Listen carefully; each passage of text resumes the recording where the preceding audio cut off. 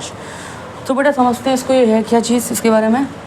तो बेटा ये चार्ज देखो, तो electric potential of energy due to system of charge पड़ेगी। पहले भी समझते क्या है बेटा इसके अंदर, कि मान लो ये कोई चार्ज Q1 है, इस चार्ज को इनफाइनाइट डिस्टेंस से लेके आएगा यहाँ पे, ठीक है ना। तो देखो अभी चार्ज अकेला चार्ज है, तो इस पर कोई यहाँ, तो अब यहाँ पर कोई इलेक्ट्रिक फील्ड तो नहीं है, तो इलेक्ट्रिक फील्ड ना होने की वजह से यहाँ इस पर वर्क कितना होगा, इस पर वर्क होगा आपका QW1 क्या होगा, 0 होगा। क्यों 0 होगा, क्योंकि यहाँ पे इलेक्ट्रिक फील्ड नहीं है इसलिए। दूसरी बेटा है इसमें कि अब मान लीजिए इसकी X1 एक और चार्ज और है बेटा यहाँ पे, रुक जाइए, एक चार्ज और यहाँ पे Q2 इस पॉइंट पे। मान ली इस पॉइंट से यहाँ तक की डिस्टेंस है वो क्या है, Q12, इसकी और इसकी है ना। अब देखिए बच्चों हुआ क्या है, अब इसको क्या, इस वाले पॉइंट को इन्फिनिटी से यहाँ पर लेके आ गया, तो अब इसे कितना वर्क, इसका कितना वर्क होगा। तो देखिए अब इसकी वजह से अब ये चार्ज है, अब ये चार्ज क्या प्रोड्यूस करेगा, इलेक्ट्रिक फील्ड प्रोड्यूस करेगा।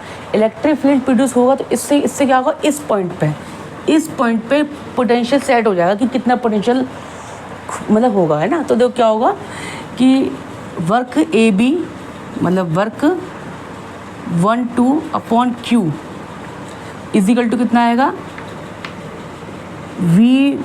VV और VA, ये इसका आ जाएगा, ठीक है ना। अब देखिए इसको इन्फिनिटी पॉइंट से यहाँ पे इन्फिनिटी पॉइंट से लाया गया तो यहाँ तो 0 हो जाएगा, तो W12/Q2, तो यहाँ पे आपका क्या आ जाएगा, KQ1/R12, और यहाँ पर आपका आ जाएगा 0 आ गया।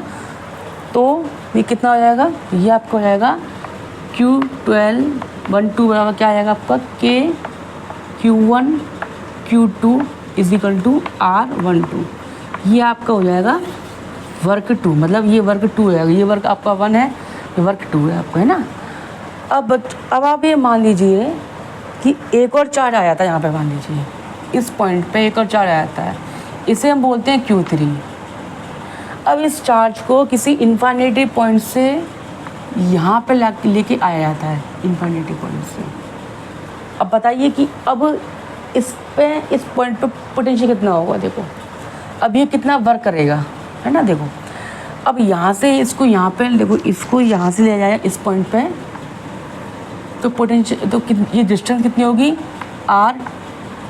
R23, और यहाँ से लेके जाए इस डिस्टेंस पे, तो डिस्टेंस कितनी होगी, R13, ठीक है ना। तो मतलब इस वाले पॉइंट पे जो इसे मान लेते हैं हम V'।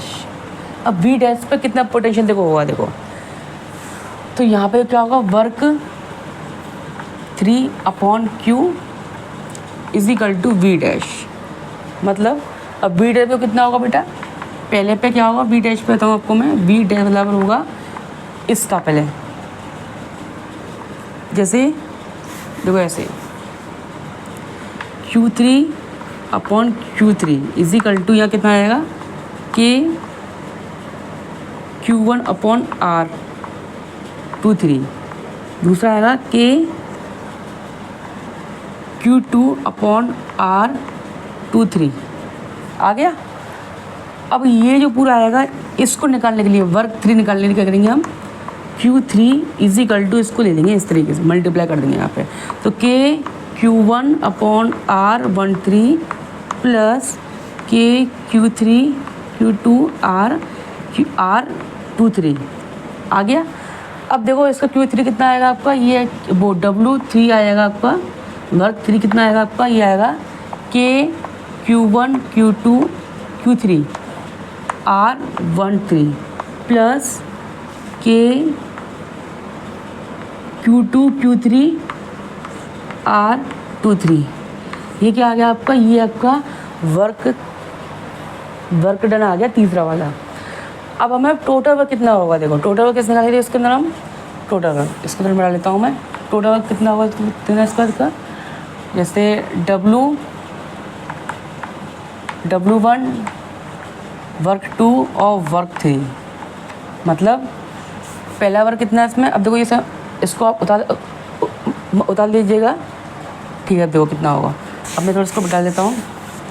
तो W1 कितना होगा आपका 0 होगा, W2 ये कितना आता है आपका K1 Q1 Q2 upon R12, Q2 कितना आया था Q3 है, सॉरी ये Q3, तो ये कितना आया था आपका, तो ये आपका आया था Q1 Q3 upon R13 plus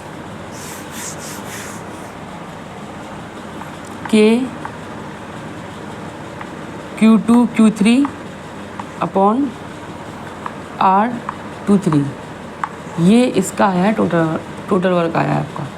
तो फाइनल वर्क कितना आएगा इसका जो फाइनल वर्क है आपका आ जाएगा, एक मिनट, इसका जो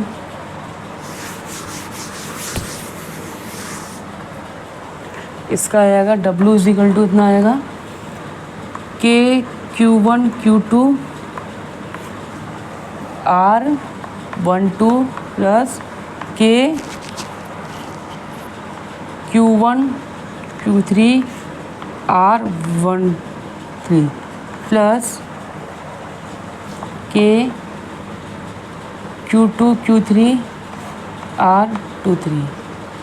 इस टाइप से हम इसको वर्क कैलकुलेट कर लेंगे। अच्छा मान लीजिए इसमें तीसरा चार्ज हो या चौथा चार्ज हो, जितने चार्ज बढ़ेंगे सबसे फिर Q1 Q2 Q3 सबसे फिर इस पॉइंट पे अगर आता है, मान लीजिए इन्फिनिटी से चार्ज लेके आते हैं, तो फिर यहाँ पे एक पॉइंट बनेगा। अब जब जहाँ पॉइंट बनेगा तो सारी चीज़ का एक पोटेंशियल आ जाएगा इन सब इस पॉइंट पे, इन सब का, तो सबसे हम आगे निकाल सकते हैं। तो आपको ये इतना समय मतलब आ गया होगा। तो आज की वीडियो को यहीं एंड करते हैं। Okay, thank you.